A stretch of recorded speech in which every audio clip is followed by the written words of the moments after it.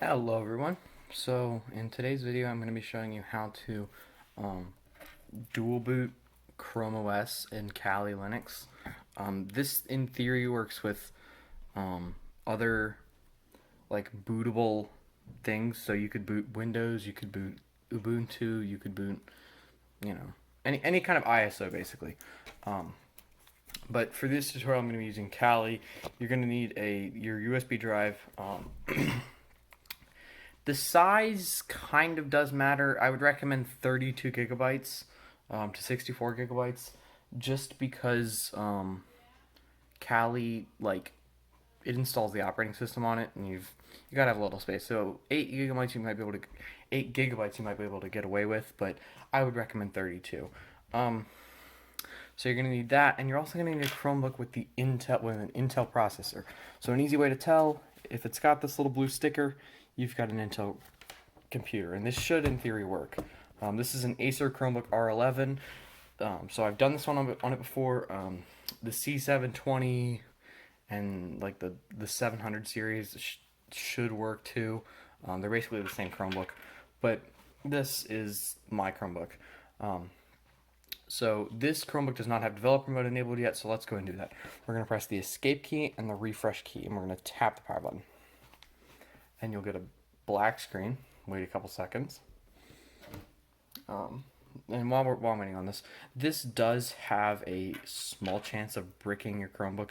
You're modifying, in this tutorial we're going to be modifying the boot sector of your Chromebook. It shouldn't in theory brick it. It could. But anyway, so you'll get this scary screen. You're going to press ctrl+d. Turn OS verification off, press enter. Your system will reboot and your local data will be cleared. Make sure before you do this that you you back your stuff up. But this is a brand new Chromebook, so enter. And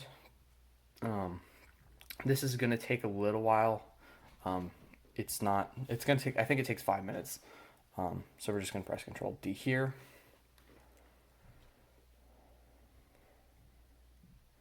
And you'll get this page.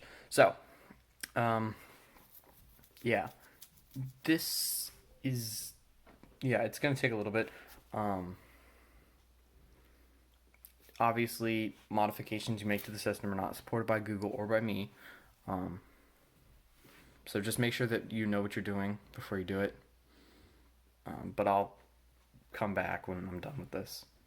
Okay, so as soon as it's done rebooting, or as soon as it's done clearing, you'll get this page. Just go ahead and press ctrl+d, or wait 30 seconds like I did. Okay. It's going to do this. And I'm going to put in my Wi-Fi stuff. Just don't enable debugging features. That's all I have to say. Don't turn it on when it comes up. But I'll be right back. Okay, so I've just put in my Wi-Fi. Accept and continue. We're just going to browse as guest. So, first thing we're going to do is we're going to press ctrl+alt+t.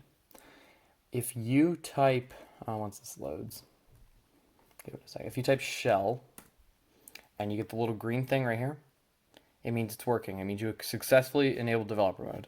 Okay, if it doesn't, if it says command not found, go back and re-enable developer mode. But this means you did it. Okay, so you're going to do cd, semicolon, bash, space, bracket, you're going to do curl, space, https, johnlewis.ie. You can also use, if you're smart enough, you can use Mr. Chrome boxes if you like his better, or his is already on your computer. You can do that. But I like John Lewis just because, I misspelled his name.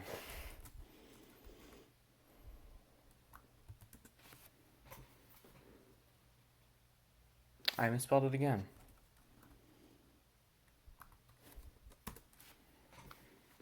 There we go. Okay. As soon as you get this, this is just him asking for a donation and saying that he does no longer support these. we're going to go do that. So this is the page where you know if you have an Intel processor or not. If you do not have an option here, you do not have an Intel processor, do not waste your time, do not waste your money. You don't have an Intel processor. Just, you can't do it this way. Sorry. We'll leave a link down below where you can use Crouton. Crouton sucks, but what can you do, right? But we only need the one option. We're only going to modify the RW legacy slot. This is the safest and most, or the least risk method, but there is still a slight risk. So yeah, it's gonna flash your boot slot or whatever, but basically I'm just gonna agree to it. If you brick it, it's not my fault. It's not John Lewis's fault. It is your fault when you type that in. So we have that. Now, before we reboot, we're going to want to enable legacy boot and USB boot. So we're going to press Ctrl+Alt and the F2 or the forward arrow, and you'll get a page. It looks a little bit like this. You're going to log in with Chronos. Enter, and boom. Now you've got. You should see more little green text. Perfect. I know you can't see it the best, but I'm trying. We're going to do sudo cross well, it's Chrome OS system dev _boot _USB equals 1 space dev _boot _legacy equals 1. So we're just going to enable USB booting and legacy booting, and you'll know if you did it properly if there's a little space like it looks indented. Now we're just going to go ahead and do sudo poweroff, and it'll restart your Chromebook. And so now, before you power your Chromebook back on, you're going to take that little USB. I will leave a tutorial on how to get a properly flashed USB, but you have to, personally I recommend using Rufus. It's great. But basically you just select your ISO and then put it in DD mode instead of ISO when it asks you. It'll say ISO recommended, but ISO does not work. Only DD works. So I'm going to go ahead and plug my little USB in to the side here, and I'm going to power it on. So you'll get a page that looks like this, and then if you want to boot to Chrome OS, press ctrl+d. If you want to boot to your USB, press ctrl+l. Oh, yeah, okay. And you'll see cBIOS. If you don't see cBIOS, you need to go back and do the thingy again, or you can't do it. So your MMC drive, at least for me, that's my hard drive inside my Chromebook, so I don't really want to use that one. I want to use the USB, so I'm going to push the 1 option. And if it gives you a like an error about video display modes, at the bottom there should be like a press escape or enter. Just wait for it to finish loading and then pick the highest resolution. Typically it's like 7. So you have all these options for booting Kali. I'm sure Ubuntu and everything else looks completely different, but yeah. And so once you get the little red text at the bottom that goes away, you're going to press enter. And it'll boot.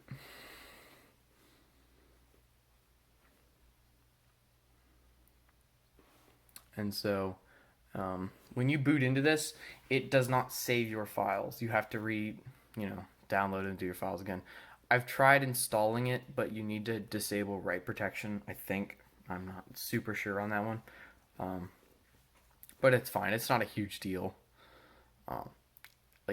This isn't supposed to be a hacking lab. This is just me proving a point. Maybe if other Linux or Windows works, then you can do it that way. But basically any ISO file, you can really do this too. So yeah, when you get into Kali's default password and username are just Kali. So if your screen log out, if it logs out, this is how to do it basically. I'll show you. So we've got Kali now. Yeah, exciting. We knew that was going to happen. If I press the power off or log out button, and I just pressed log out.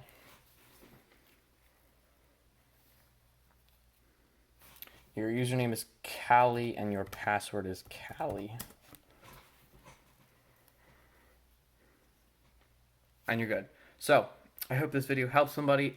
If you don't have that one option, if you don't have an Intel processor, I will leave a link on how you can do it with Crouton.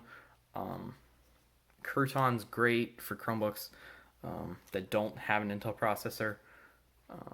But yeah, this is the better way to do it because it allows Kali or your operating system to use all of your memory and CPU and stuff like that. So I hope you enjoyed. I hope it helped somebody, and I'll see you later.